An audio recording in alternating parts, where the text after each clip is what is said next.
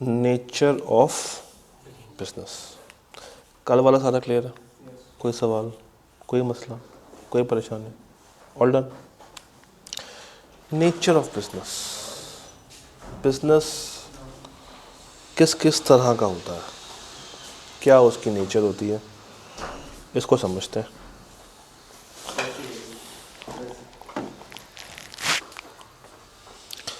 अब होता ये है कि जब भी कोई बिजनेस सेटअप किया जाता है या जब भी किसी भी तरह की कोई भी हम एक ऑर्गेनाइजेशन बनाते हैं तो सबसे पहले उसका हम ये हायरार्किकल एक स्ट्रक्चर ड्रॉ करते हैं, जिसमें अगर आप टॉप टू बॉटम आए तो क्या ओनर्स को चाहिए, क्या मैनेजर्स को चाहिए, क्या एचओडीज को चाहिए, और फिर क्या नीचे लेबर और एम्प्लॉयज़ को चाहिए, इस चीज़ को डिफाइन कर लेते हैं।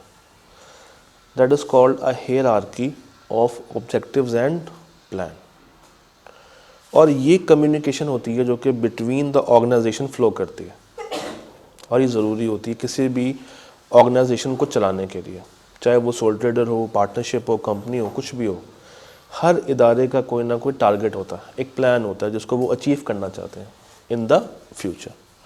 तभी जाके, जब तक कोई मकसद नहीं होगा, आप यूं ही टक्कर से मार रहे होंगे, कुछ हासिल नहीं कर रहे होंगे। तो you have to, if you have to attain something, कुछ अगर हासिल करना है तो उसके लिए फिर आपको एक प्रॉपर स्ट्रक्चर को फॉलो भी करना चाहिए। तो सबसे पहले अगर मैं बात करूं तो एक इदारे का overall mission, that is the purpose, कि वो इन एग्जिस्टेंस क्यों है।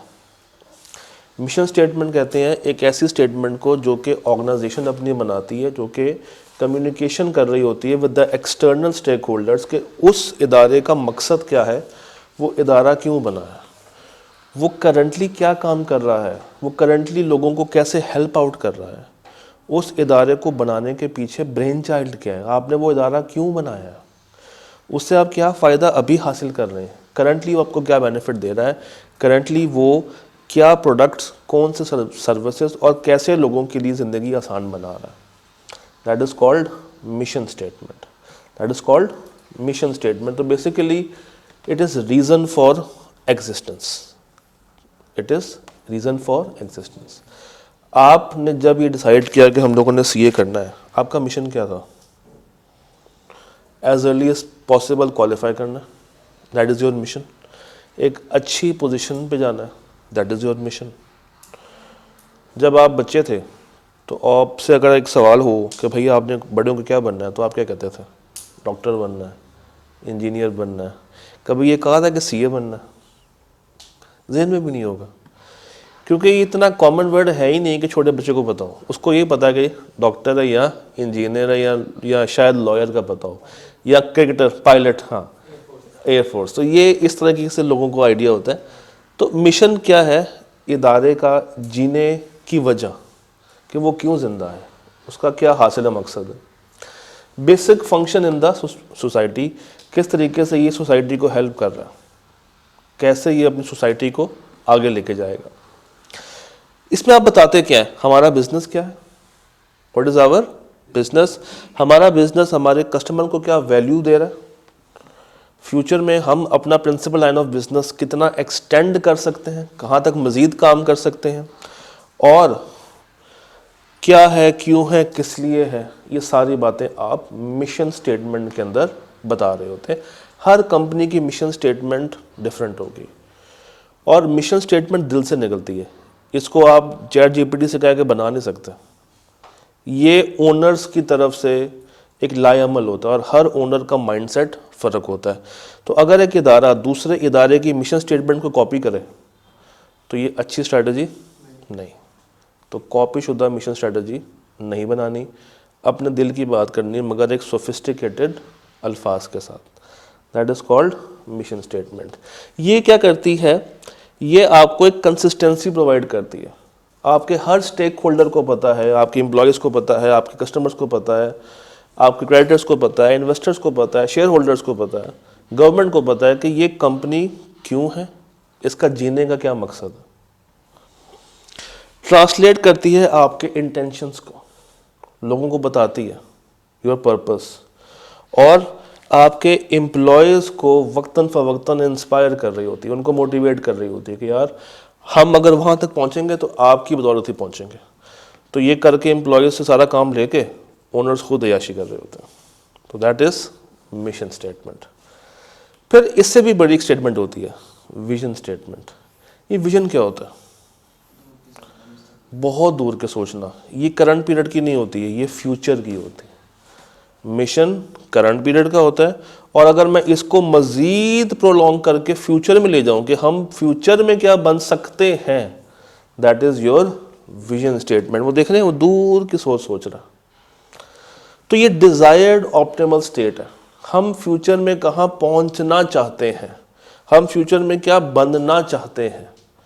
अभी मिशन है, and in the future it is vision statement. फिर मिशन को और विजन को हासिल करने के लिए हमें क्या चाहिए होगा? हमें चाहिए होगा गोल्स और ऑब्जेक्टिव। गोल्स और ऑब्जेक्टिव। अब इन दोनों में फ़र्क है। गोल्स और ऑब्जेक्टिव्स के अंदर एक फ़र्क होता है, एक क्वांटिटेटिव है और एक क्वालिटेटिव है। आइए देखते हैं। गोल्स बेसिकली नैरेटिव फॉर्म में लिखे जाते हैं, यानी कि ये ज़्यादा अंग्रेज़ी में लिखे जाएंगे, मगर जो ऑब्जेक्टिव्स हैं उसमें नंबर्स इन्वॉल्व होते हैं। फॉर एग्जांपल, हमारी रिवीजन क्लास I2B की होगी, कि इसमें मैंने कोई नंबर बोला, ये सारा मैंने नरेट किया, अंग्रेज़ी में बताया, दैट इज़ गोल। हमारी रिवीजन क्लास जो I2B की होगी वो 7 दिन की होगी, दैट इज़ ऑब्जेक्टिव। अब आपको पता है कि 7 दिन के लिए you are bound to study I2B, ये ऑब्जेक्टिव है। कंपनी अपनी सेल्स को बढ़ाएगी, मिशन है, गोल है, ऑब्जेक्टिव है या विजन है? गोल है। कंपनी अपनी सेल पिछले साल के मुकाबले में 10% से ज़्यादा करेगी, ऑब्जेक्टिव। तो ऑब्जेक्टिव इज़ बेसिकली कि आपने न्यूमेरिकल एक्सप्रेशन दे दिया कि आप इन टर्म्स ऑफ फिगर्स क्या अचीव करना चाहते हैं। एक होता है ना बड़ी बड़ी बात करना, फिर एक होता है रियलिटी बेस के ऊपर बात करना। एक बंदा कहे जनाब हम पिछली दफ़ा से बहुत ज़्यादा सेल्स कर लेंगे, बहुत ज़्यादा में 10% है, 20% है, 50% है, 100% है, कितना परसेंट है? तो जब तक वो नंबर नहीं बताएगा वो बात हवा में रहेगी। उसको रियलिस्टिक बनाए, उसको रियलिस्टिक बनाए। एक हम टर्म यूज़ करते हैं smart criteria, specific, measurable, attainable या एग्रीड, रियलिस्टिक और time bound. Specific, measurable, agreed, realistic और टाइम बाउंड। तो जो भी आपने अपना गोल बनाना है दैट शुड बी स्पेसिफिक, पता हो कि मैं क्या करने जा रहा हूँ, वेग नहीं होना चाहिए, हवाई बात ना हो, उसको आपने स्पेसिफाई किया हो, टारगेटेड हो। मेजरेबल, बताएंगे वो कितने टाइम में अचीव हो जाएगा। एग्रीड, सबके साथ आपने इसको एग्री किया हो, सारे एक पेज पे हो। रियलिस्टिक होना चाहिए कि वह वाकई में अचीव भी हो जाए, और एंड पे क्या है, it should be time bound. Example लेके चलते हैं। हम अपनी रिवीजन क्लासेस 7 डेज़ की करेंगे, और हम कोशिश करेंगे कि इन 7 डेज़ में हम 3 टेस्ट लाजमी कंडक्ट कर लें, जिससे हम पेपर की तैयारी कर रहे होंगे। स्पेसिफिक, किस सब्जेक्ट की बात हो रही है? सिर्फ I2B की। Measurable, how many days? 7। सारे बच्चे क्या हैं? एग्रीड। रियलिस्टिक है, 7 दिन में तैयारी की जा सकती है, और टेस्ट भी 3 है। मैंने नहीं कहा कि 50 टेस्ट होंगे, 3 टेस्ट। And it is time bound, कि क्लास 7 डेज अ वीक और हर क्लास 2 घंटे की होगी। तो एक मैंने बाउंड्री लगा दी है टाइम पीरियड की। डन। अब अगला कॉन्सेप्ट है हमारे पास इस चैप्टर का सबसे important concept, that is called stakeholders. That is stakeholders. Sir ji, stakeholders अगर को मैं ब्रॉड कैटेगरी में डिवाइड करूँ ना, तो ये 2 तरह के होते हैं, एक एक्सटर्नल और एक इंटरनल। एक और टाइप भी है, कनेक्टेड। जो कि ना प्रॉपरली एक्सटर्नल है और ना प्रॉपरली इंटरनल है, तो वो कनेक्टेड है। एक्सटर्नल स्टेक होल्डर का नाम सुनते ही आपके माइंड में क्या क्या आता है? एक्सटर्नल स्टेक होल्डर्स अगर आप मुझे कोई से 5 बता दें। एक्सटर्नल, पब्लिक, अवाम, supplier, investor bank, customer, government हो गया शायद, हाँ, लोकल कम्युनिटी, पब्लिक होगी। एक और, वो पब्लिक में काउंट हो जाता है। एक और बता दें जो बाहर का है, जिसका कंपनी से कोई ताल्लुक वास्ता नहीं है। एम्प्लॉय, प्रोड्यूसर्स, वो जो कंपनी से बाहर काम कर रहे हैं। तो government, local community, general public, special interest रखने वाले लोग, प्रेशर ग्रुप्स और नॉन एग्जीक्यूटिव डायरेक्टर। अब आपने मुझे 2 नाम बताए, एक सप्लायर और एक कस्टमर। अब देखा जाए तो ये भी कंपनी से बाहर के लोग हैं, मगर किताब उसको कहाँ पे ले जाती है? कनेक्टेड में है। ये अगर देखा जाए तो एक्सटर्नल ही है। मेन कैटेगरीज 2 ही हैं, या इंटरनल या एक्सटर्नल। तो आप ये जो कनेक्टेड वाले हैं, इसको अगर एक्सटर्नल में भी रख दें तो कोई मसले वाली बात नहीं है। ज़रा डिस्कस करते हैं। गवर्नमेंट की पावर मुझे बताइए, ज़्यादा होती है कम होती है? ज़्यादा होती है। गवर्नमेंट अपनी पावर को ज़्यादा एक्सरसाइज कर सकती है किसी भी टाइम पे। इसके पास ये अथॉरिटी है कि वो हमारी कंपनी को बंद करा दे। तो गवर्नमेंट हमारे एक बिजनेस के अंदर क्यों इंटरेस्ट लेगी? टैक्स और सब्सिडीज, और ठीक है, अगर हम कोई वॉल्यूशन करें तो वो चार्ज, पेनल्टी, फाइन, और थोड़ी सी इकोनॉमिक्स याद करें। टैक्स के साथ ही कुछ लिखा हुआ था वहाँ पे। गवर्नमेंट की ख्वाहिश होती है कि अपने मुल्क से बेरोज़गारी ख़त्म करें, तो ज़्यादा एम्प्लॉयमेंट जनरेट करने के लिए वो हमारी कंपनी में इंटरेस्टेड होते हैं। तो गवर्नमेंट क्यों आती है? For good taxes, for encouraging business investments और decreasing the level of unemployment. ये इनकरेज बिजनेस इन्वेस्टमेंट ये कैसे कर सकती है? कौन सी इन्वेस्टमेंट करके ये मज़ीद बिजनेस को सब्सिडीज दे के और ऑटोनमस इन्वेस्टमेंट। एम नहीं आया क्या PRC 3 और 5 को जोड़ा? कोई लॉजिक है पीछे? तो ऑटोनमस इन्वेस्टमेंट करके ये अपने स्टेक होल्डर्स को जोड़ सकती है। लोकल कम्युनिटी क्यों हमारे सेटअप में इंटरेस्टेड होगी? जो वहाँ के इर्द गिर्द लोग काम कर रहे हैं, फैक्ट्रीज के आसपास, लोकल, उन्हें जॉब मिल सकती है। उन शेयर्स तो महंगे होंगे ना, वो तो गरीब लोग हैं, उन्हें जॉब मिल सकती है। बहुत बड़ी अच्छी लगी। वहाँ से प्रोडक्ट्स फैक्ट्री कॉस्ट पे ले सकते हैं। अगर कोई सेटअप वहाँ पे बन रहा है तो उनकी ज़मीनों पे बन रहा होगा, उनकी ज़मीन से उनका रेंट आ सकता है, या वो ज़मीन अपनी महंगे दामों बेच सकते हैं। और अगर कोई अच्छा देखें, एक ना एथिकल वैल्यू होती है कि अगर कोई सेटअप बनता है ना, तो उनकी ख्वाहिश होती है कि उस आसपास के इलाके के लिए भी कुछ ना कुछ बेहतरी के लिए किया जाए। तो वो या वहाँ पे प्लांटेशन करते हैं, या वहाँ पे कोई स्कूल वगैरह खोल देते हैं जो कि लोकल कम्युनिटी को सर्व करता है, या वहाँ पे कोई छोटा सा हॉस्पिटल या जो होता है क्लिनिक टाइप बना देते हैं जो कि सिर्फ उसी स्पेसिफिक कम्युनिटी को सर्व कर रहा होता है। तो अगर लोकल कम्युनिटी को हम देखें तो कंपनियों के आने से उनको एक मेजर एम्प्लॉयर मिल जाता है, उनके पास नौकरियां बढ़ जाती हैं और वो ज़रा से माली इस्तेहकाम की तरफ चले जाते हैं। ये प्रेशर ग्रुप्स क्या होते हैं? प्रेशर ग्रुप्स ये क्या होता है? मीडिया क्या है? Pressure group. मीडिया हर वक्त हर इदारे के ऊपर प्रेशर डाल के खड़ा होता है कि किसी भी तरीके से ये कोई गलत काम करें, कुछ भी गलत बोलें और हम इनको ख़राब कर दें। तो इसी तरह एम्प्लॉयज़ के केस में भी इनकी डिफरेंट तरह की यूनियंस होती हैं जो कि कंपनी उसको प्रेशराइज करती हैं कि इसकी वेजेस बढ़ाओ। फिर याद करें, वेज स्पाइरल, इन्फ्लेशन आ जाती है। तो कुछ स्पेशल इंटरेस्ट ग्रुप्स होते हैं और कुछ प्रेशर ग्रुप्स होते हैं।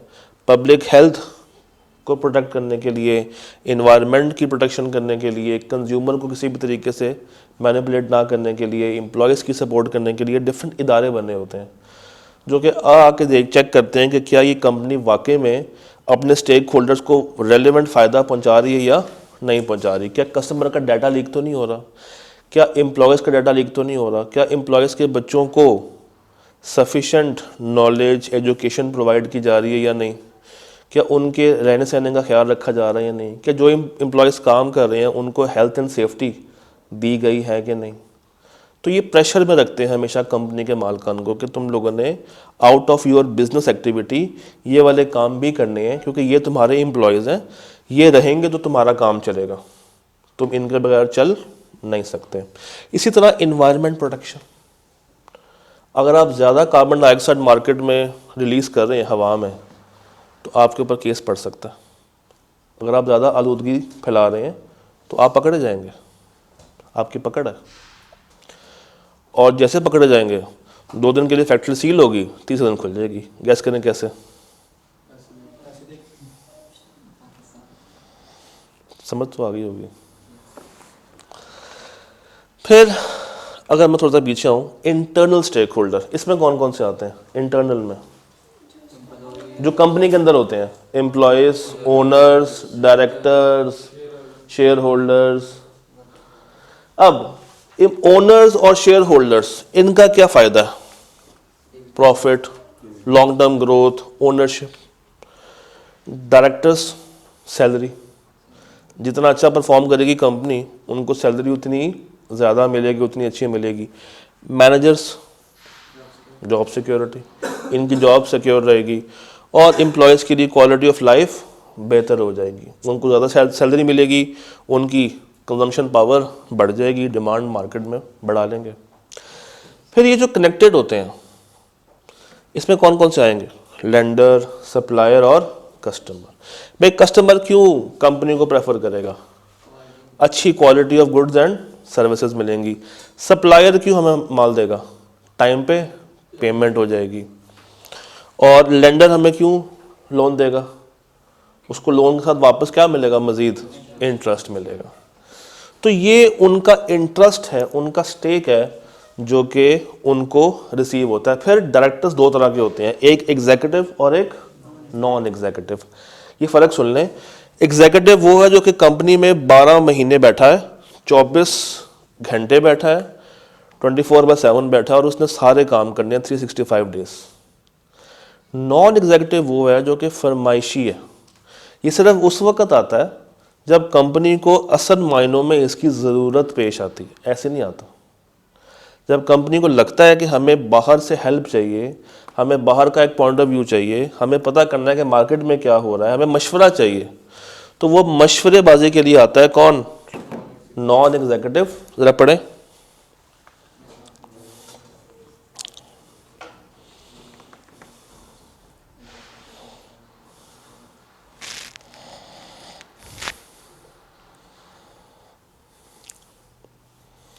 तो ये फुल टाइम नहीं होते, ये कभी कभी आते हैं और ये सैलरी पे नहीं होते। इनको बस आने जाने की कमीशन मिलती है, बोनस मिलता है, फ़ी मिलती है मीटिंग को अटेंड करने की और जाने की। फिर इसमें लिखा नहीं हुआ, एक और तरह का डायरेक्टर होता है, इंडिपेंडेंट डायरेक्टर। कौन सा? ये भी एक तरह का नॉन एग्जीक्यूटिव ही है। ठीक है। अच्छा, अब इनकी पावर कहाँ से आती है? भाई स्टेक होल्डर की पावर कहाँ से आएगी? सॉरी, शेयर होल्डर की पावर कहाँ से आएगी? शेयर्स। जितने ज़्यादा शेयर्स उतनी ज़्यादा उसकी पावर। कस्टमर की पावर क्या है? कस्टमर के पास राइट है, उसके पास बाइंग पावर होती है। बाइंग पावर होती है, फीडबैक होता है कि वो उसकी मर्जी है ख़रीदे या। तो आपको हमेशा अपने कस्टमर को मुतमईन रखना पड़ेगा, क्योंकि कस्टमर बड़े आसानी से स्विच कर सकता है। आपसे नहीं लिया तो दूसरे से ले लिया। सप्लायर की पावर क्या होती है? सप्लायर अगर तो वो मेजर सप्लायर है और वो हमें मेजर रॉ मटेरियल दे रहा है तो वो किसी भी टाइम अपना रॉ मटेरियल होल्ड कर सकता है और हमें टाइम पे प्रोवाइड ना करें, जिससे हमारी प्रोडक्शन पूरी नहीं होगी। तो हमें सप्लायर को भी मुतमईन रखने के लिए उसको टाइम पे पेमेंट करनी होगी और कुछ बातें उसकी माननी होंगी, कुछ अपनी। तो ये नेगोशिएशन करनी पड़ेगी आपको उसके साथ। होता ये है कि हर स्टेक होल्डर के पास पावर भी होती है और उसका इंटरेस्ट होता है। हर स्टेक होल्डर के पास पावर होती है और उसका अपना ज़ाती क्या होता है, इंटरेस्ट होता है। इस चीज़ को हम कैटर करते हैं इस मैट्रिक्स के साथ, मेंडलो मैट्रिक्स। कौन सा मैट्रिक्स? मेंडलो मैट्रिक्स। मेंडलो ने ये कहा कि मैं 4 कॉलम बनाऊंगा। चलो, मेंडलो ने बड़ा कुछ किया। मेंडलो भाई ये कहते हैं कि मैं स्टेक होल्डर्स को 4 तरह की डिफरेंट कैटेगरीज में डिवाइड करूंगा। कैसे? On the basis of their power and interest. Low power, high power, low interest और हाई इंटरेस्ट। तो ये 2x2 का एक चेकर बोर्ड बन जाता, जिसमें चारों पॉसिबिलिटीज हम लोग अनफोल्ड कर सकते हैं। लो पावर लो interest, low power high interest, high power लो इंटरेस्ट और हाई पावर और हाई इंटरेस्ट। और चारों में उसने डिफरेंट स्ट्रेटजीज बता दी हैं। देखिए, एक कॉन्सेप्ट होता है ड्यू केयर का। ड्यू केयर ये कहता है कि आप कभी भी किसी को खुश नहीं रख सकते। आप एक बंदे को या किसी भी काम को उतनी अहमियत दें जितनी वो डिज़र्व करता है। उससे ज़्यादा देंगे तो वो फट जाएगा, उससे कम देंगे वो नाराज़ हो जाएगा। तो उतना दें जितना वो राज़ी रहे जिस बात पे। तो इस चीज़ को ओवरकम करने के लिए सबसे पहले तो हमें अब ये आइडिया है कि हमारे पास 3 तरह के स्टेक होल्डर्स हैं। एक इंटरनल, कनेक्टेड और एक्सटर्नल। इंटरनल में कौन कौन आते हैं एक दफ़ा देख लें फिर से। Share holder, executive director, manager और एम्प्लॉयज़। कनेक्टेड में कौन कौन से आते हैं? कस्टमर और नहीं, गवर्नमेंट एक्सटर्नल। चलो, उसमें कौन कौन से आएंगे एक्सटर्नल में? Government, local community, pressure group, ये सारे वहाँ पे आ जाएंगे। अब इनको हमने डिवाइड करना है इस 2x2 के चेकर बोर्ड के अंदर। डिवाइड करने के लिए हम एक बड़ी आसान सी एग्जांपल लेके चलते हैं, जिससे बात समझ आएगी SBI की। बस एक दफ़ा ये सामने आ जाए मेरे।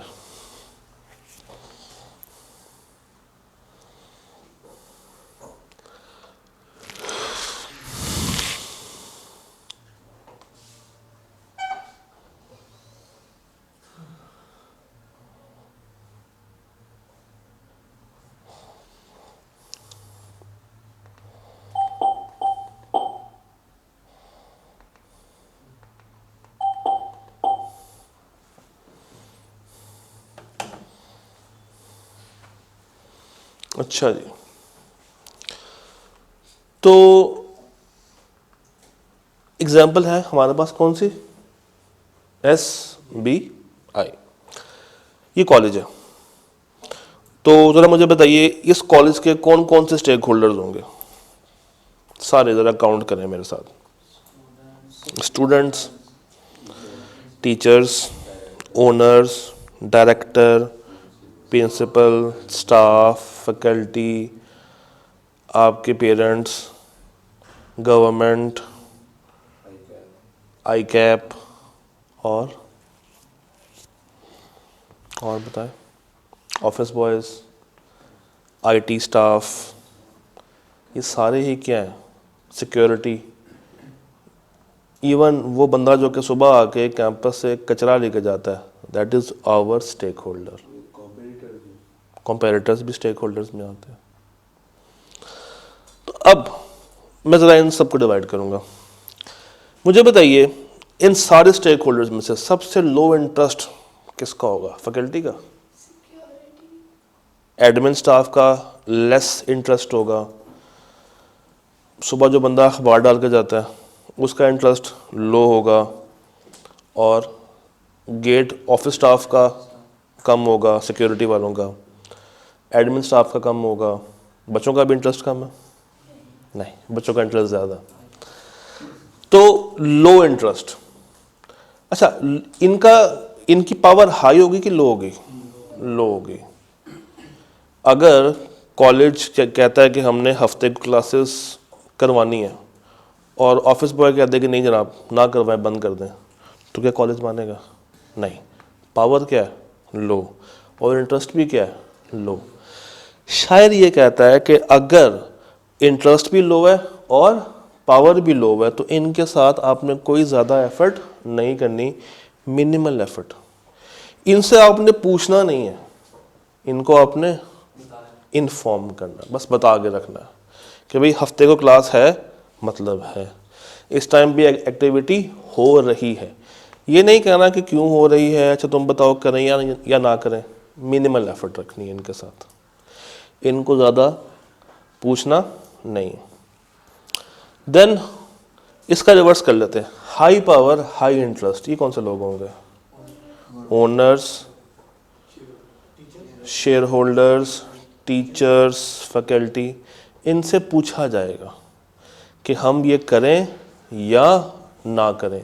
अब इनकी मर्जी के बगैर चल नहीं सकते, because they have high power. और उनका स्टेक भी क्या लगा हुआ है, इंटरेस्ट भी उनका क्या है, हाई। तो यहाँ भी शायर कहता है कि they are the key players, और इनसे आपने एसेंशियल है कि इनसे बात की जाए और इनकी सपोर्ट आपके साथ मौजूद हो। बिकॉज अगर इनकी सपोर्ट आपके साथ नहीं है तो फिर आप ज़्यादा देर तक सरवाइव नहीं कर सकते। तो इसमें ओनर्स आ जाएंगे, डायरेक्टर आ जाएगा, प्रिंसिपल आ जाएगा, या मेजर फैकल्टी मेंबर आ जाएंगे। सारे भी नहीं आएंगे, मेजर फैकल्टी मेंबर्स आ जाएंगे जिनका एक्सपीरियंस ज़्यादा है, या जिन्होंने या जो ज़्यादा इस कॉलेज के अंदर इन्वॉल्व हैं। इसमें भी दो तरह के लोग होते हैं, एक होती है फुल टाइम फैकल्टी, एक होती है पार्ट टाइम फैकल्टी। तो फुल टाइम आएगी या पार्ट टाइम आएगी? फुल टाइम वाले लोग आ जाएंगे। अच्छा, फिर कुछ केस में ऐसा होता है कि इंटरेस्ट हाई है मगर पावर लो है। हाई इंटरेस्ट लो पावर नहीं, स्टूडेंट्स के पास पावर होती है, वो अलग बात है कि उनका इंटरेस्ट नहीं होता मगर उनके पास पावर तो होती है। पेरेंट्स आर ऑलवेज इंटरेस्टेड कि उनका बच्चा किस तरीके से परफॉर्म कर रहा। तो इंटरेस्ट तो है मगर पावर इतनी ज़्यादा नहीं है। वो ICAP से कहे कि क्या पेपर को 6 माह डिले करवा सकते हैं? नहीं। कॉलेज से कहे कि क्या मॉक 1 हफ्ते के बाद करवा सकते हैं? नहीं। But they are keenly interested कि उनका बच्चा परफॉर्म किस तरीके से कर रहा है। और अगर बच्चा फेल हो जाए तो पेरेंट्स सबसे पहले इल्ज़ाम किस पे लगाएंगे? इदारे पे, कॉलेज पे, स्टाफ पे। इसीलिए ना एक कॉन्सेप्ट होता है PTM, पेरेंट टीचर मीटिंग। ये करवाई जाती है ताकि पेरेंट्स को इन्फॉर्म्ड रखा जा सके, इनको इन्फॉर्म्ड रखा जा सके, इनको पता हो कि हो क्या रहा है और क्यों हो रहा है, ताकि कल को उठ के ये हम पे ब्लेम ना शुरू कर दें कि जनाब आपने बच्चों को ठीक से नहीं पढ़ाया था। इससे पहले कि वो इल्ज़ाम लगाएं, आप उन पे फायरिंग शुरू कर देंगे, नहीं जनाब आपका बच्चा जो है वो इस टाइम पे इस दिन कॉलेज में से बंक मारता हुआ पकड़ा गया है, इस दिन इसने ये टेस्ट नहीं दिया, फलां एक्टिविटी में ये ऐसे रहा है वैसे रहा है। तो कीप देम इन्फॉर्म्ड, इनके जहन को स्ट्राइक करते रहे। And the last is high power मगर इंटरेस्ट लो। इसमें एक ही आता है, गवर्नमेंट वो वाहिद स्टेक होल्डर है जिसकी पावर बहुत ज़्यादा हाई है मगर उसका इंटरेस्ट क्या है? गवर्नमेंट को नहीं पता कि इस कॉलेज में अंदर क्या हो रहा है या क्या नहीं हो रहा। बट अगर गवर्नमेंट कह दे कि आपने 25 दिसंबर को कॉलेज बंद करना है तो कॉलेज बंद करना है। अगर आप कॉलेज खोल के बैठेंगे तो उनका इंटरेस्ट बढ़ना शुरू होगा कि ये कौन सा हमारे इलाके में बदमाश आ गया कि जो बड़े बदमाश को फॉलो नहीं कर रहा। फिर उनका इंटरेस्ट आएगा कि यार ऐसा इस कॉलेज में क्या होता है कि ये संडे को भी खोल के बैठे हैं। तो हर ऑर्गेनाइजेशन चाहती है कि इस बड़े बदमाश को अपने से दूर रखे। जितना ज़्यादा इनका इंटरेस्ट बढ़ जाएगा तो ये आहिस्ता आहिस्ता क्या बनना शुरू हो जाएंगे, की प्लेयर्स। और ये कंपनी के लिए या किसी भी स्ट्रक्चर के लिए फ़ायदेमंद नहीं है। तो इनको कहाँ रखें? सेटिस्फाइड। अच्छा जनाब कॉलेज बंद करना है, सर बंद कर देते हैं। कॉलेज खोल लें, सर खोल लेते हैं। पार्किंग यहाँ ना लगाएं, सर नहीं लगाते सर। तो इनके साथ उलझना नहीं है, इनके साथ उलझना नहीं है। अच्छा मुझे बताइए मीडिया कहाँ पे आएगा? इसी में ही आएगा। उनके साथ भी अगर आप उलझेंगे तो कचरा सारा अपने ऊपर ले आएंगे। पुलिस कहाँ से आएगी? कस्टमर कहाँ पे जाएंगे? Keep informed. कस्टमर को आपने बताना है कि हम आपको ये चीज़ दे रहे हैं, इसमें ये क्वालिटी है। उनको इन्फॉर्म करके रखें ताकि कल को वो आपसे पलट के सवाल ना पूछ पाए। तो जो बड़े प्लेयर्स हैं वो की प्लेयर्स में चले जाएंगे, ओनर्स, शेयर होल्डर्स, डायरेक्टर। जो बहुत ही कम प्लेयर्स हैं या जो बहुत ही आप कह रहे हैं कि मिनिमल है, वो मिनिमम एफर्ट्स। गवर्नमेंट और मीडिया सेटिस्फाइड, और बाकी जो बच गया वो कीप देम इन्फॉर्म्ड। वो कीप देम इन्फॉर्म्ड में चला जाएगा। उनको भी आपने बस बताना है कि टेस्ट इस दिन है, पूछना नहीं है। उनको की प्लेयर नहीं बनाना कि टेस्ट कब रखें। डेमोक्रेसी नहीं करनी, ऑटोक्रेसी रखनी है। वो सिर्फ आपकी दिल की खुशी के लिए हम पूछ लेते हैं कि आपको ये ना लगे कि आपके ऊपर बोझ है। करनी हमने अपनी मर्जी होती है, जस्ट आपको इन्फॉर्म कर देते हैं कि हाँ चलो ये बताओ इस दिन करें या इस दिन करें। अब मुझे पता है कि मैंने किस दिन करना है। आप अगर डिविएट करेंगे मैं कहूँगा नहीं यार मज़ा नहीं आ रहा, उसी दिन करते हैं। फिर आप सारे कहेंगे चलो ठीक है सर आप कह रहे हैं तो मान लेते हैं आपकी बात। अंदर खाते आप खुश होते हैं कि देखा मुझसे पूछा था आज। वो एक मोटिवेशन आती है। मैंने ये तो नहीं कहा। अच्छा जी, फैक्टर ऑफ, अब मेरा नहीं ख्याल कि इको वाले बच्चों को ये सुनने की भी ज़रूरत है कि क्या होते हैं। क्या होते हैं वैसे? लैंड, लेबर, कैपिटल, और ये सब पढ़ने की ज़रूरत है नहीं। चैप्टर 1 ख़त्म होता है। चैप्टर 1 में इसके अलावा थोड़ी बहुत बातें मजीद हैं कि बिजनेस क्या होता है, स्ट्रक्चर किसे कहते हैं। अगर आपने 2 और 3 को सही से पढ़ लिया ना तो 1 बाकी सारा रीड ओनली। हाँ वही फर्स्ट पेज जो है, उसके अलावा और कुछ नहीं है इसमें। डन करें, 10 मिनट की ब्रेक करते हैं, फिर 6 शुरू करते हैं। 10 मिनट के बाद मिलते हैं। जाए फिर क्या है।